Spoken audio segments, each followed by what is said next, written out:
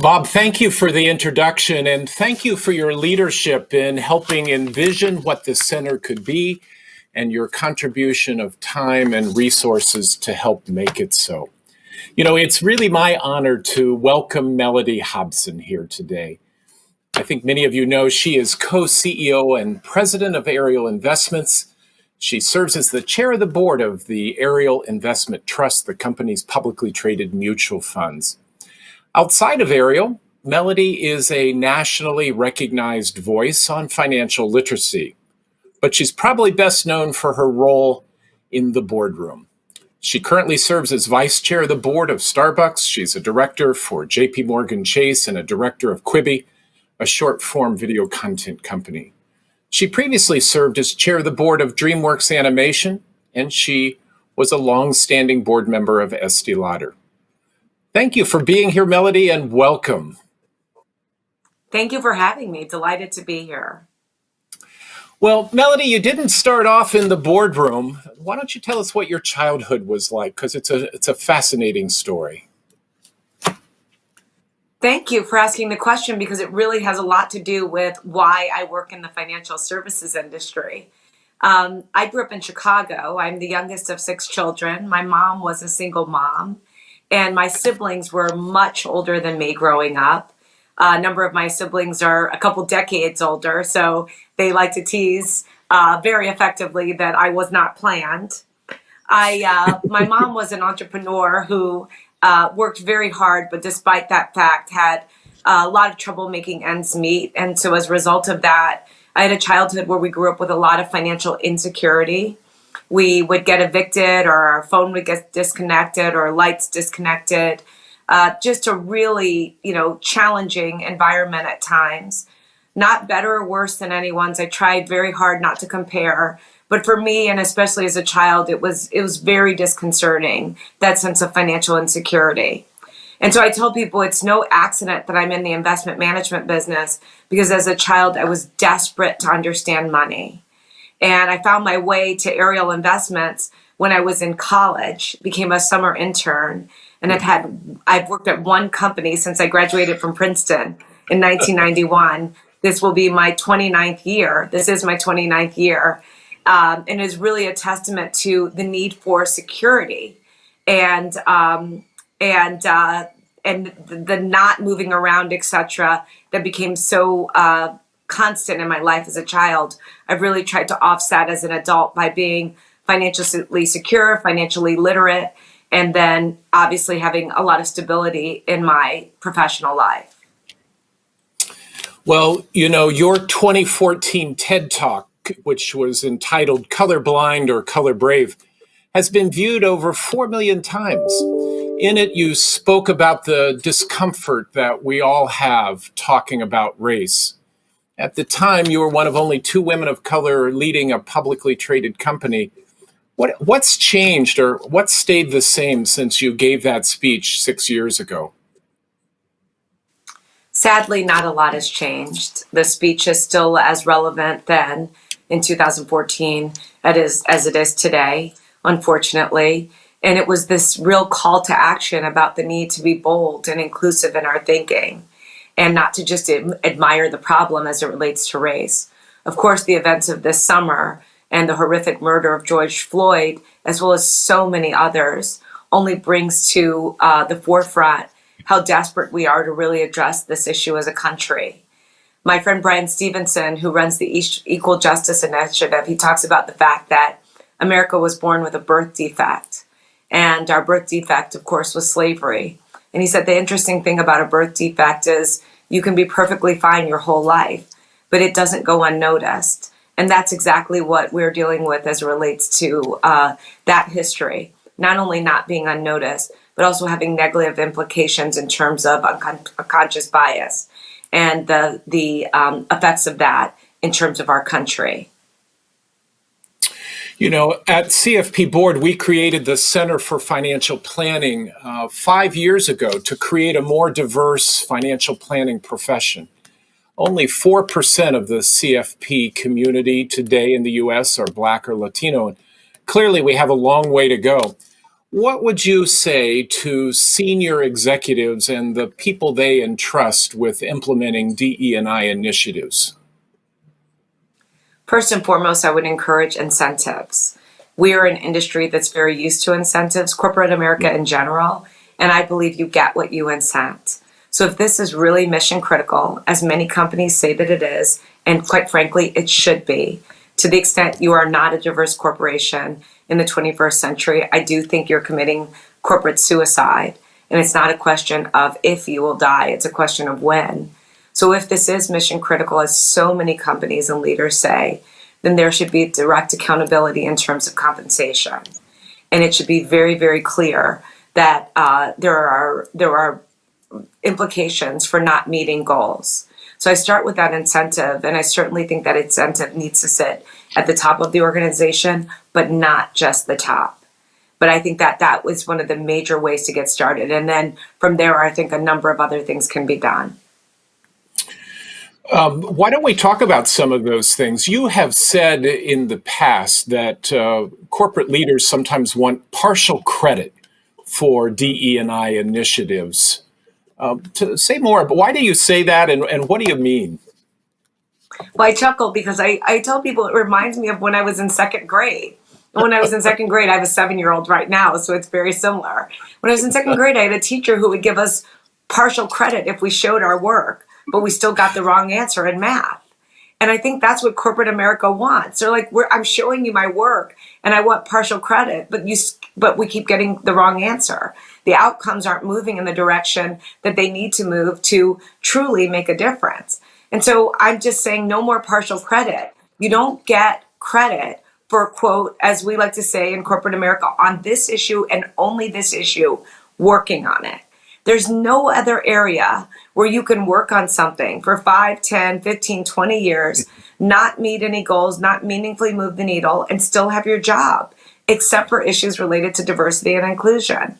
So I think we need to take a harder line on this and really do and make sure that we hold ourselves accountable, which means we need targets.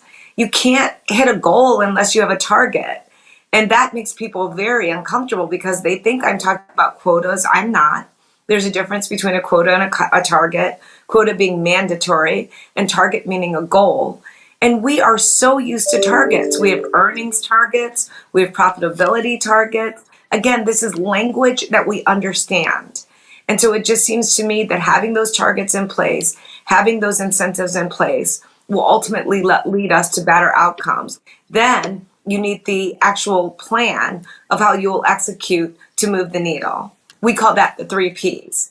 We being a group of us who come together in what's called the Black Corporate Directors Conference, which also now includes Latinx directors. And we come together, Fortune 500 directors, once a year, and we want to make sure as fiduciaries, we have the civil rights agenda front and center in the boardroom as well, because we think that is in a shareholder's best interest. And ultimately, to the extent those issues are not left on the cutting room floor, again, we're creating better, stronger, more relevant companies. Well, Mellody, at the Certified Financial Planner Board of Standards, we work for planners and they expect us to have a plan. So it's certainly something that we're comfortable with. You know, a lot of people leading firms and organizations look like me. They have blue eyes. They probably have a little gray hair. How can we better support people of color? Well, I starts with the fact that I love this line, math has no opinion. In our business, especially when it comes to investing, if it matters, it counts. And so I say start counting. And we talk about the 3 Ps, people, purchasing, and philanthropy. And so at the first P, people level, count by ethnicity. No big multicultural umbrella that puts race and gender all together, because you miss the areas of underrepresentation. So by ethnicity, what do your numbers look like at the board level, at the C-suite level, and all the way down the organization? And no patting yourself on the back. You're on the back if 90% of your executive assistants are Black women. That doesn't work. So we want to make sure that the power is and the numbers are make sense all the way throughout the organization. They should more or less track with the demographics of our society. And again, no excuses. I've had people tell me stories of, well, our community has a lower number of minorities, and so therefore we have a harder time recruiting them. And I said, I know a lot of people who move for a good job. And so let's not make it about what pool you can choose from. And so people is the first one. Purchasing is the next area. We think the idea of supplier diversity is so last century. We call it business diversity, making sure you're selecting vendors who are also diverse, and especially in the biggest areas of corporate spend, which are professional services, financial services, and technology. And then last, philanthropy. Now, this has been the tail has been wagging the dog lately. People, I think, have been very, very proud of the philanthropic donations they've made to civil rights organizations, especially in the wake of the summer. But we would want to make sure that the philanthropy does not become the tail that wags the dog. And more specifically, I've really pressed people to understand you cannot fix your house from without. You can only fix it from within. So if you're serious about this issue, you have to start at home. Well, on that third P on philanthropy, you certainly are walking the walk with the contribution that you made to your alma mater, Princeton, for creating the Hobson College. So congratulations. I want to talk about the people piece, though, and the counting, because earlier in the summit, Andy Sieg of Merrill Lynch talked very specifically about making a commitment to being transparent. I'll tell you that when we were starting the Center for Financial Planning, one of the real challenges, Mellody, was being willing to admit we knew our numbers were bad, but we didn't feel like we could go out and, we were so embarrassed, I will tell you personally. And once we put the number out there and made the commitment, it certainly made a difference. I assume you would say that works in all organizations, is starting to understand where you are. Well, certainly, I think transparency is another form of accountability.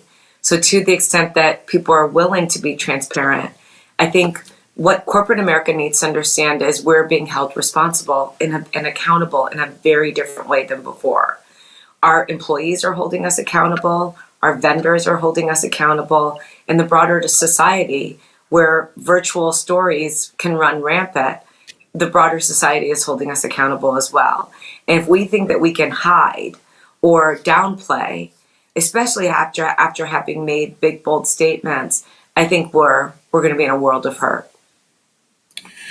Mellody, last year at CFP Board, the number of Black and Latino CFP professionals grew at 3 times the overall growth rate. But it's a small number, but we're making progress. I want to share, delve in. You said you've been at Ariel for 29 years. Your co-CEO, John Rogers, addressed our first diversity summit 2 years ago. And people know Ariel as a model for DE&I efforts. What can leaders learn from John? And especially, I'd be interested in hearing your thoughts of how he mentored you in your early years at Ariel. I love to tell the story about my first day at work. I'm 22 years old. I've just graduated from Princeton. I started on August 2nd, 1991, after spending a summer doing some research in South Africa and Europe. And I got to the firm. John took me to lunch and he said, now remember, I know nothing about nothing. I've had a summer at Ariel and a summer at T. Rowe Price. Grew up in a family that did not discuss the stock market or investing. Certainly was behind the 8 ball as it related to money on a regular basis. And John looked at me and he said, you're going to be in rooms with people who make a lot of money and have very big titles, but it doesn't mean they have better ideas than yours. And I want to hear your ideas. That is the definition of inclusion, the definition. Because some people have diversity, but they don't listen to the people who are around the table. So you have all these shades of individuals and backgrounds, but if the voices aren't heard, it's meaningless. So he was telling me at 22 years old that I had a voice and that my voice was very, very important and clearly was very, very empowering. So it's something that I have never forgotten, and I try to make sure to also pass on. And I say this in a way that hopefully makes sense. I mentioned I have a 7-year-old child. And my daughter, when I was growing up, my mom always used to say to me, Mellody, you could be or do anything.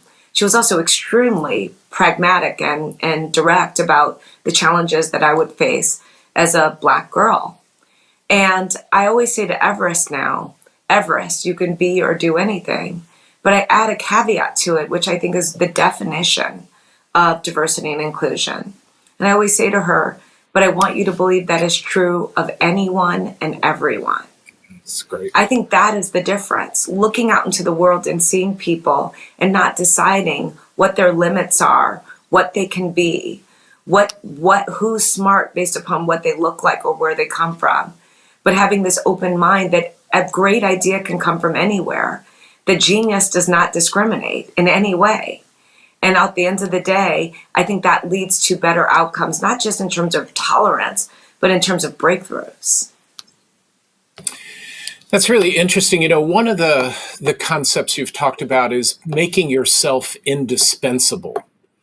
Where did that concept come from, and when did you first figure that out? I figured it out really early. It came from my mother. And she said, if you're indispensable, you can't get fired. And remember, I came from a sense of a family that was financially insecure. So to me, having the security of a job meant a lot.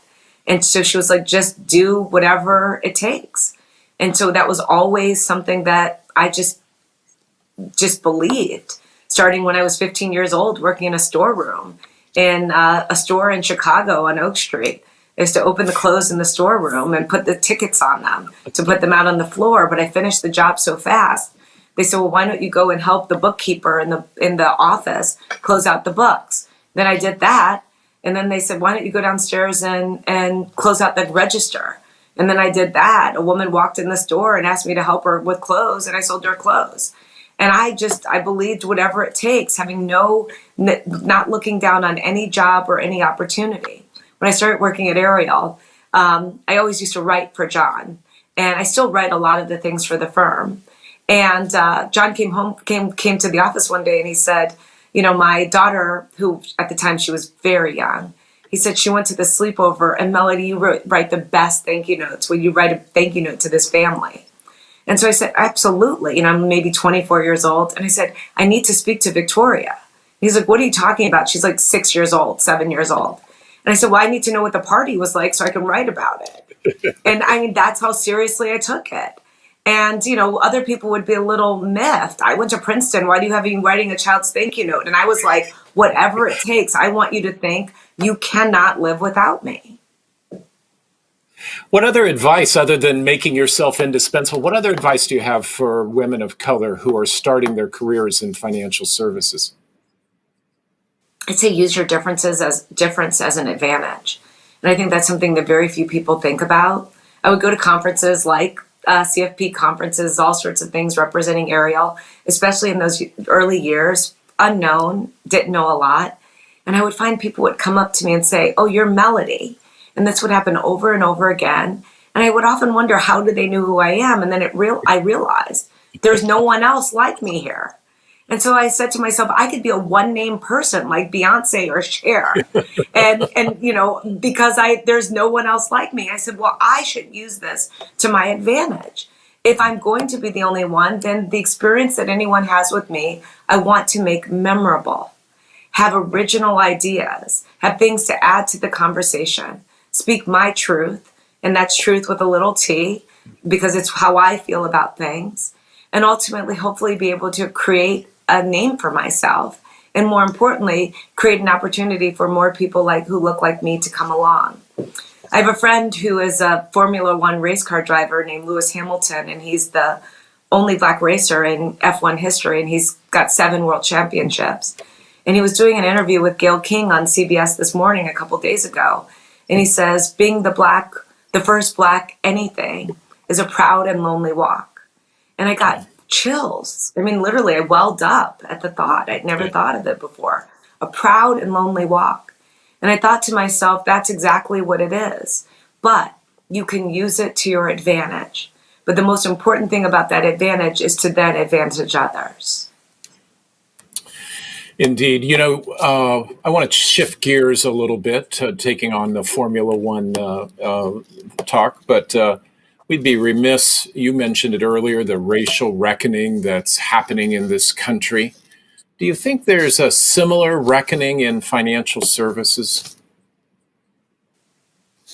I think the reckoning is coming it's to all corners of our society. It's not about just financial services. There are so many areas, and we've seen this. It's almost like it comes in waves in various areas. We had Oscar So White. We have so many things. I just mentioned Lewis Hamilton in the history of Formula One. He's the only black racer that ever was. There is not one behind him. There wasn't one ahead of him. It's 2020. It's a sport that's over 60 years old, 70 years old. So the point that I'm making is I think the reckoning is coming everywhere. And the question is, can we actually make it not a arduous and difficult and dramatic experience by moving our organizations toward where the arc of history is bending? With the COVID pandemic, the tens of millions of people have lost their jobs. The burden's falling heaviest on people of color. CFP professionals, there are 87,000 in the U.S. They're working, delivering financial advice, usually not to the lower socioeconomic levels. But what can financial planners do, and what should they be thinking about in this moment? First and foremost, I think that a lot of us who have the knowledge about the markets and investing can go and teach others. And the place where I think we have the biggest ability to impact change is with children. I mean this in the best way. I think children are the gateway drug to the parents when it comes to really exposing adults who may not have the necessary level of financial literacy, exposing them to the subject matter because they watch their children learn.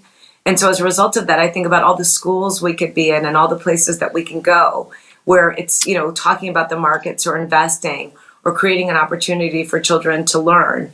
We've done that at Ariel with the Ariel Community Academy, where we have a saving investment curriculum and give every first grade class $20,000 to invest. I think there are real opportunities to, in our own backyards, affect lasting and meaningful change that will ultimately put people on the path to being more financially literate and therefore more financially secure, which has tremendous implications for our society. Because to the extent that many of the financial planners out there have clients who have saved or invested appropriately and have done a great job, but the person sitting in the cube next to them or in the office next to them hasn't, that person will be a burden on society, and ultimately they will have a hand in their pocketbook, either with taxes or something else. One way or the other. And let's not forget that when you're in with the children in elementary and high school, that's a great opportunity as well to talk about how good a career you can have in financial services and delivering financial advice. So that's my plug for the future certified financial planner professionals. Look, great point. Indeed. We find that it is a challenge that you talk about that we can best address at the elementary and the high school level. Our goal is to ensure at CFP Board that everyone has access to competent financial planning. Any other ideas that we should be offering? You've talked about literacy; it's one of your key areas. Other ways that we can help in that role. Well, I think the schools are a major way, and I think that the idea that we have all of this knowledge that we can impart upon others, I think is really important. I think obviously there's an opportunity with investment clubs, which I think are really, really great, particularly for minorities who haven't had a lot of experience with the stock market and investing. One thing to keep in mind, if you don't grow up in a home where the stock market is discussed, which is very true of most minorities, that even if you are for the first time making some money, you're nervous about exposing yourself to losses. And so as a result of that, we have to learn first how to put our toe in the water, then our foot, then our whole leg, etc. And I don't mean that in any way to be condescending. It's just smart. If you don't know about something, you're not going to jump in head first. So we need to create opportunities to engage with people of color around this issue. I think investment clubs are a great way to do that.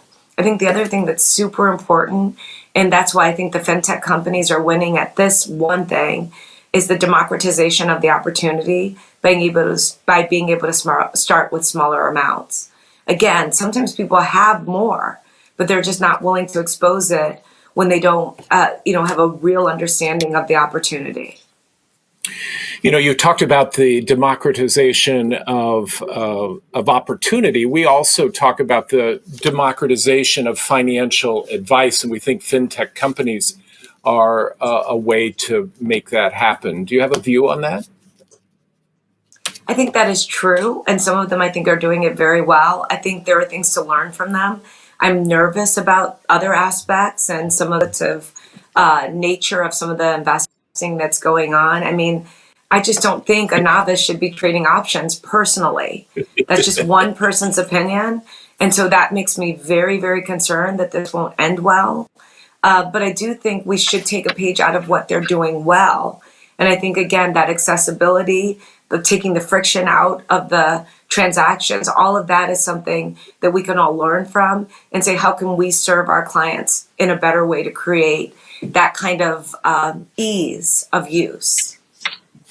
Well, I just saw yesterday some Twitter commenter that it was I think a junior high kid is giving financial advice. So your point about it not ending well, I think is well taken.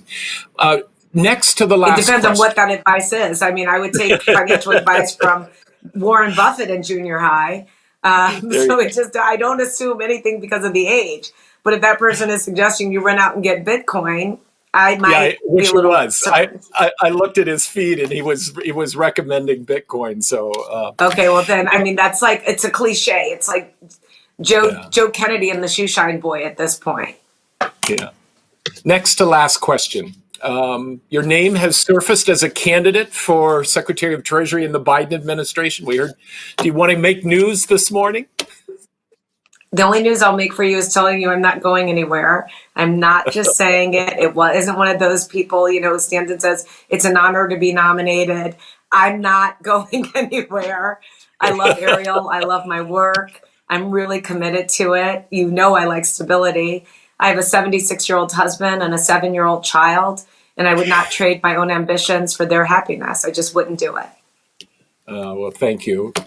I guess the final question, what brings you hope these days when it comes to the intersection of racial and gender diversity? I'm by nature an optimistic person. I look at the glass and I see it as being half full. I'm also very, very realistic about the what we have to overcome, which is a lot. When you walk around in my packaging, you are confronted with racial stereotypes and racial dismissals and subconscious bias and conscious bias on a daily basis. I know that is hard for people to understand, but it is true, 100% true. But I don't become demoralized by that. I become emboldened by it. And I really do realize that my job is to carry a torch, a bright and shining torch for others to see what is possible and to hopefully break people's mental models when they think about what a form of a financial advisor should be, or an investment manager or a board member, that they look at me and they said, that was not what I was expecting. And yet understand that there are many dimensions to the possibilities of what someone can add to a conversation. The mere fact that we are having this discussion certainly gives me hope. But I also, at the end of the day, I would urge everyone to make sure we're not just sitting and admiring the problem, as we like to say at Ariel, that we're doing things in action, that every single person has the power to affect change in this country. I remind people of that, especially young people, when they tell me they have no power. And I said, I don't think that's what Rosa Parks was thinking when she was on that bus and decided not to stand up. So at every level of society, from the highest levels of power to where people perceive, because I don't think of people being without power, where they perceive they don't have power. At the very minimum, we have a voice and we can stand up for what we believe is right. That's an assistant in one of your offices who sees, which has happened to me 1,000 times, sitting at a table where someone will not make eye contact with me, but will make it with my white colleague. Maybe they will say to you, pull the person aside and say, next time you might want to recognize you didn't make eye contact with the woman. It takes courage to do that. But oftentimes when you do point this out to people, they don't even know that they're doing it. So we can go in with swagger and say that, but say you just might want to think about it. Well, Mellody, you've been a bright and shining torch in a fitting way to help us celebrate the 5th anniversary of the launching of the Center for Financial Planning. Again, thank you very much for being with us, and thank you for sharing your thoughts. Thanks for having me, and thanks for all that you're doing to make our industry more inclusive. We'll be better for it. Thank you.